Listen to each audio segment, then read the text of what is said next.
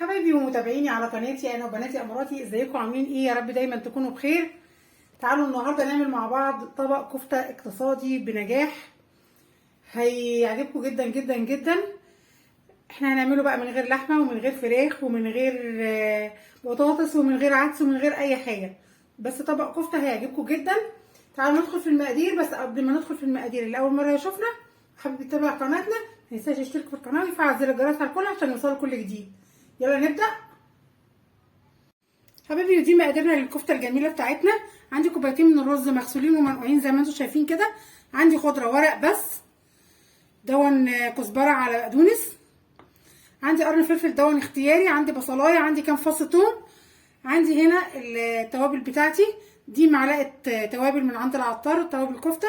عندي شطه. عندي بابريكا. عندي قرفه. عندي فلفل اسود. عندي كمون. عندي ملح.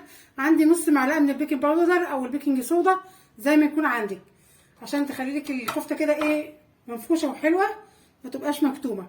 عندي هنا نشا على معلقه نشا على معلقتين دقيق على معلقتين من البقسماط. تعالوا كده نشوف هنعمل ايه في الخلاط مع بعض. حبيبي في الخلاط هبدا اضيف كده شويه ميه صغيرين واحط معاهم الخضره عشان هما دول اللي هيخلوا الرز بتاعي ايه ينطحن كويس.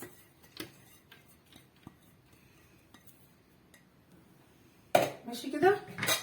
وبعدين هحط عليهم الفلفلايه وكمان فص الثوم دول.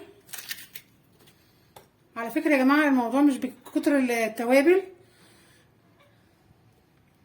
اهم حاجه ايه يكون في توابل تعمل ريحه بس وطعم حلو. هحط كمان البصلايه نديهم ضربه في الخلاط كده وبعدين ايه ارجع لكم ونبدا بقى نضيف كل التوابل بتاعتنا كده على الرز بتاعنا. انا عندي كل الحاجات اتطحنت اللي انا حطيتها، البصل مع الثوم مع الفلفل، انا اقلبهم كده مع بعض واخد معلقتين في الخلاط لغايه ما تنطحن كويس جدا جدا جدا. معلقتين بس عشان الخلاط ما يبوظش مننا. ودي حبايبي بقى بعد ما الخليط بتاعنا بقى بالمنظر ده هنبدا ناخد معلقتين من الرز كده مع الخلطه اللي احنا حاطينها ونضربهم في الخلاط. حبايبي هو دي الخليط بتاعنا، بصوا شايفين ناعم ازاي زي ما انتم شايفين كده. هنبدا بقى نزود عليه معلقه النشا معلقتين الدقيق و3 معالق من ايه من البقسماط. ودي حبايبي بقى الحاجات اللي احنا حاطينها النشا على الدقيق على البقسماط. هنبدا نقلب كده عشان ناخد بقى كفته نعرف نصبعها. ودي حبايبي بقى العجينه بتاعتنا، بس هي احتاجت مننا معلقتين دقيق تاني ومعلقتين بتاع ده ودي حبايبي بقى عجينه الكفته بتاعتنا، بس احتاجت مننا معلقتين بقسماط ومعلقتين دقيق تاني زياده على اللي كنا احنا حاطينهم. هتبدا تتشكل معانا عادي جدا اهي زي ما انتم شايفين اهي احلى صباع كفته في الدنيا. حبايبي وبعد ما عملنا العجينه كده حبايبي وبعد ما عجينتنا بقت بالشكل دون هنجيب بقى طبق فيه شويه زيت. ناخد على قدنا حته زيت كده، ناخد كرايه حلوه كده وبعدين مشكلينها. الصباع بقى ده حسب ذوقك، عايزاه صغير عايزاه كبير براحتك اهو. هنصبع بقى كل الصوابع بالمنظر ده كده عشان ايه نحمرهم مره واحده. تاخدي كوره كده على ايدك وبعدين تعمليها كده. على فكره ممكن تشيلي منها في التلاجة براحتك خالص اهو. بناخد كوره بعدين نعملها كده نشكل الصباعات نشكلهم كلهم وارجع لكم حبايبي بقى. وفي طاسه عندنا هنا فيها زيت سخن كده هنزل بالكفته بتاعتي.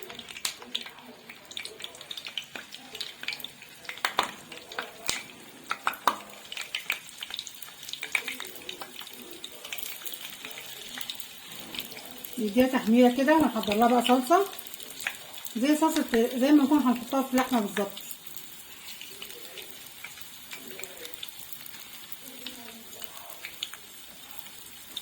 شايفين كده. نسيبها بقى تتحمر شويه مش بقى سايبين النار هاديه،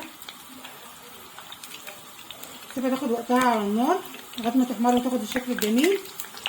وهنحضر لها كمان. على فكره ممكن تشيلي منها في الفريزر تطلعيه في اي وقت تحمري، ممكن تشيليه متحمر مفيش مشكله خالص. شوفين بقى جمال الكفته، ولا فكت ولا فيها حاجه حصلت لها. شايفين شكلها حلو ازاي؟ كفته بجد. اتمنى تجربوها وتدعولي. متنسوش اللايك والشير حبايبي. بقى واحنا ممكن نفرطها بالشكل ده زي ما انتم شايفين كده، نحطها في علبه ونفرزها. بس طبعا انا هاخد دول هعملهم دلوقتي بصراحه يعني. وممكن ايه نفرزها برضو بنفس الشكل دوت ونطلعها على الصلصه على طول براحتي خالص. انا عايزاكي تشوفي كده المنظر، شوفي لي المنظر، شايفه الجمال والتحفه ده؟ مقرمشه حلوه قوي قوي من بره، ومن جوه قلبها مستوي وجميله زي ما انتم شايفين كده، تحفه. لسه كمان لما اعملها بالصلصه هوريها لكم. لو عايزه تفرزيها كده فرزيها، عايزه تفرزيها بالشكل ده برضو فرزيها.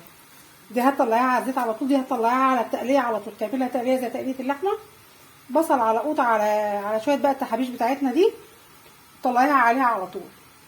انا هعملها بالصلصه وهوريها لكم لما تطلع من الصلصه. حبيبي هنا بقى وحله على البوتاجاز نفس الزيت اللي انا كنت بحمر فيه الكفته، هنزل ببصلايه كبيره كده تشويحه حلوه كده لغايه ما تاخد لون ايه يعني ذهبي شويه. احط عليها فصين توم ونطشها كده بشويه قوطه فريش، معاهم معلقه صلصه، معاهم ورقتين لورا بقى عشان ايه كاننا حاطين لحمه يعني، دي طعم حلو قوي. دلوقتي بقى هبدا احط مكعبين كده مرقه، احط الثوم كمان فصين كده مقطعهم كبير مش مشكله زي البصل. احط المرقه كده تدينا ايه طعم حلو قوي. ده مرق صيامي ولورا وثوم مع البصل، ياخدوا تشويحه حلوه كده وننزل عليهم بالقوط عشان تدينا طعم اللحمه بقى كده والصحصحه. صدقوني لو جربتوا الكفته دي هتدعولي، كفته جامده جامده جامده جامده ولا كانها معموله على لحم. امشوا على الوصفه بالظبط تطلع معاكم احلى كفته. وفي 10 دقايق احنا بس عشان بنصور بناخد وقت، لكن انتوا هتاخدوها في 10 دقايق، هتاخد معاكي 5 دقايق في الخلاط والتصبيع كده يعني. كل الموضوع ده كله بالطبخ كله هاخد معاكي نص ساعه بالكتير. حبايبي بقى البصله بتاعتي بعد ما اخدت اللون ده هنزل عليها كده بمعلقه من الصلصه، تدينا لون طعم حلو قوي قوي. اللي بيها كده هتديكي لون. بعدين حتى لو القوطه بتاعتك بيضه وقت كده القوطه بتاعتك بيضه ولا حاجه ولا مقدره مش مدياكي اللون الاحمر الحلو، حطيتي معلقه الصلصه بالطريقه دي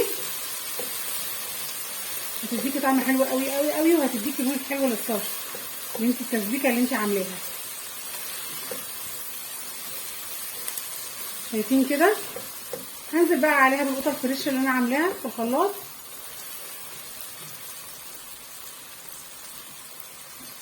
هنزل عليها القوطه الفريش بتاعتي. بسم الله بالراحه بس عشان وشي. تبلي بقى، حطي التوابل اللي انت بتحبيها، بس ما تزوديش في التوابل عشان مش بكتر التوابل الاكل بيبقى حلو، مش بكتر التوابل الاكل بيبقى حلو. حبيبي اول حاجه نحطها في التقليه نص معلقه سكر عشان نعدل الطعم الحموضه بتاعتها علشان ما تحرقناش على صدرنا. كده بقى تغلي لها شويه حلوين كده تتسبك، وبعدين انزل فيها بقى بالكفته بتاعتي دي اول حاجه عشان ما تنسيهاش. بعدين بقى احط التوابل اللي تحبيها واللي تفضليها، يعني احط ملح وفلفل، وانا حاطه كده كده مرقه، خلي بالكم عشان ايه ما تهدقش منكم. لما الصلصه بتاعتنا بقى كده بقت قمر كده هننزل فيها بقى بالكفته بتاعتنا. الكفته بتاعتنا اللي عندنا كلها هنحطها بالشكل دوت.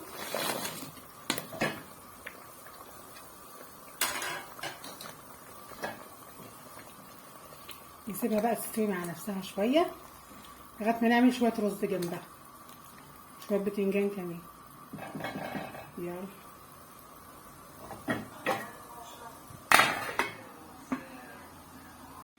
حبايبي بقى، وادي طبق الكفته بتاعنا الرائع الجميل جدا اللي شكله يفتح النفس. استحاله حد هيقولك ان دي مش معموله بلحمه، شكل وطعم وحاجه روعه جدا.